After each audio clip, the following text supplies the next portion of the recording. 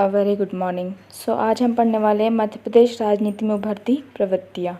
ठीक है, ये जो है मध्य प्रदेश की जो MPPSC की एग्ज़ाम होने वाली है मेंस की, उसके लिए भी बहुत ज़्यादा इम्पॉर्टेंट है। ठीक है, तो स्टार्ट करते हैं।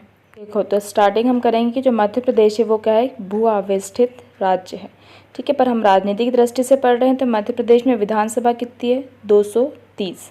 ठीक है, और संसद की कितनी है, 40। अब अगर हम दलों की बात करें तो अपने यहाँ कौन से भाजपा और कांग्रेस सक्रिय हैं।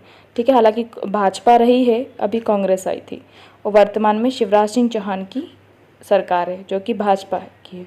ठीक है, अब हम पढ़ते हैं मध्य प्रदेश की नवीन प्रवृत्तियाँ। तो दो आधारों पर पढ़ सकते हैं इनको हम, सकारात्मक और एक नकारात्मक प्रवृत्तियाँ। ठीक है, क्योंकि कुछ सकारात्मक प्रयास भी किए जाते हैं, नकारात्मक भी किए जाते हैं, और लास्ट में हम लिखते हैं कंक्लूज़न। ठीक, और हमारे पॉइंट ऑफ व्यू को कंक्लूड करना बहुत ज़्यादा ज़रूरी है। ठीक है, स्टार्ट करते हैं सकारात्मक प्रवृत्तियों से, है ना। सकारात्मक में भाई सबसे पहला आ जाएगा हमारा कुशल विधानसभा। देखो यहाँ पे विधानसभा क्या काम करती है, हमारी कार्यपालिका काम करती है। ठीक है, तो हमारी जो कार्यपालिका है वो कुशल रही है, उसने निर्णायक कदम उठाए हैं। ठीक है, यहाँ तक कि कई अवसरों पर विधानसभा के दबाव के कारण मंत्रियों को त्यागपत्र भी देना पड़ा है। ठीक है, तो ये भी उसकी कुशलता का एक प्रमाण है। नेक्स्ट पढ़ते हैं हम चुनाव आयोग की उपलब्धि। ठीक है, अभी हम जानते हैं भाई अभी 2019 में चुनाव हुए थे। ठीक है, मध्य प्रदेश में 64.24% रहा था मतदान। ठीक है, जो कि पिछले से 9-10% ज़्यादा है। ठीक है, और फर्स्ट सबसे ज़्यादा मतदान हुआ था पश्चिम बंगाल में। ठीक है, इस चीज़ को भी याद रखना, वहाँ पे 74% हुआ था।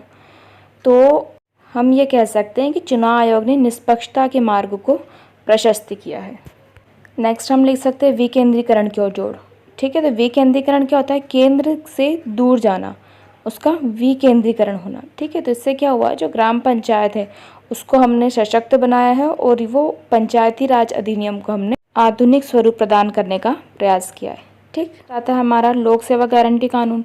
ठीक है, जो मध्य प्रदेश ऐसा पहला राज्य है जिसने कानून जारी किया है, 2010 में किया था। ठीक है, ये भी हमारे एक्ट में शामिल है, इसे पढ़ना भी पड़ेगा MPPSC में। ठीक है, मेंस में। तो इस एक्ट के थ्रू क्या हुआ है, बहुत सारे सराहनीय कार्य किए गए हैं, और आज भी कुछ डिजिटल मोड्स के साथ यह जनता की जो शिकायत वगैरह है उसके निवारण में प्रतिबद्ध है। ठीक, तो ये थी हमारी कुछ सकारात्मक प्रवृत्तियाँ। अब आते हैं नकारात्मक प्रवृत्तियों पे। ठीक है, तो भाई जहाँ पे एक और उपलब्धियाँ दिख रही है, वहाँ सिक्के का दूसरा पहलू क्या है, नकारात्मक। दलीय उथल पुथल हुआ है, ये तो आप सभी को पता होगा। ठीक है, कभी कांग्रेस आई थी, अभी फिर अब भाजपा आ गई, तो ये सब उसने बहुत सारे सिस्टम को बिगाड़ दिया। तो कैसे बिगाड़ा, पहला तो यही पॉइंट आएगा, अस्थिर सरकार। कि भाई हाँ, 2019 में क्या था, कांग्रेस दल जो था वो जीता था। ठीक है, लेकिन कांग्रेस दल के जो नेता थे उनके बीच दल बदल हुआ, अविश्वास हुआ, दुर्बल पक्ष हुआ, जिसके कारण जो भाजपा सरकार है उसने पुनः चुनाव मतलब पुनः अस्तित्व में आई। ठीक है, अब ठीक है, तुम्हारा इधर उधर चल रहा है, पर उससे हमको क्या हुआ, बहुत नुकसान हुआ। जिससे स्पेशली रोजगार कृषि की बात करें तो रोजगार के क्षेत्र में तो बहुत ज़्यादा नुकसान हुआ। ठीक, नेक्स्ट है हमारा लोक प्रतिनिधियों के नैतिक मूल्यों का ह्रास। तो इस पॉइंट को तो समझाने की आवश्यकता ही नहीं है, भ्रष्टाचार, दुराचार, हिंसक घटनाएं, ये सब इसमें हुई थी। ये सब चीज़ें जब आ जाती हैं राजनीति में तो वो जन कल्याण को छोड़कर स्वार्थ सिद्ध करने में लिप्त हो जाती है। ठीक है, तो इसमें ये पॉइंट्स याद रखना कि इसमें नैतिक मूल्य कौन कौन से हो गए, मतलब अनैतिक, दुराचार हो गया, हिंसक घटनाएं हो गई। ठीक है, तो ये आ जाएगा। अब नेक्स्ट हम पढ़ते हैं भाई उभरता जातीय एवं सांप्रदायिक तनाव। सांप्रदायिक समझ रहे हो, जाति, तो दंगे जो मेनली होते हैं मध्य प्रदेश में, दंगे किस किस के, ज़्यादातर हिंदू मुसलमानों और दलित वर्ग के होते हैं। तो ठीक है, तो वही स्वार्थ सिधारने में लगे रहते हैं, और चुनाव में हमको वोट बैंक की तरह यूज़ करते हैं बस। ठीक है, तो अब नेक्स्ट आता है राजनीतिक दलों की नीतियों कार्यक्रम में अनिश्चितता। पहली बात तो राजनीतिक दल ही निश्चित नहीं है, तो कार्यक्रम तो छोड़ो। ठीक है, तो दोनों में स्पष्ट भेद नहीं है, और कोई दल क्या बोलता है, कोई दल क्या बोलता है, सरकार चेंज हो जाती है और हम फंस जाते हैं। ठीक, और देखो चुनाव के पहले बहुत सारे नारे लगते हैं, गांधीवाद पे, पूंजीवाद पे, गरीबी हटाओ पे, सांप्रदायिकता पे, पर वो क्या रहता है, जनता को कोई लाभ नहीं होता है, वो सिर्फ चुनाव में मत प्राप्त करने का एक साधन होता है। ठीक है, तो ये हमने बुराइयां कर ली ढेर सारी। तो अब देखो कंक्लूज़न हम क्या लिख सकते हैं, कुल मिला के हम बोल सकते हैं कि जो नकारात्मक प्रवृत्तियां हैं वो हमारी सरकार को बहुत बुरा बता रही है, अंकुश लगा रही है।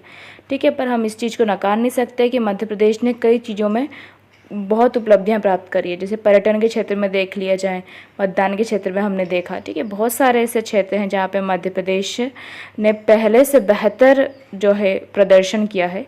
ठीक है, तो देखिए आवश्यकता किस बात की, आवश्यकता तुमको है ना सरकार बदलने की नहीं है, मानसिकता बदलने की है।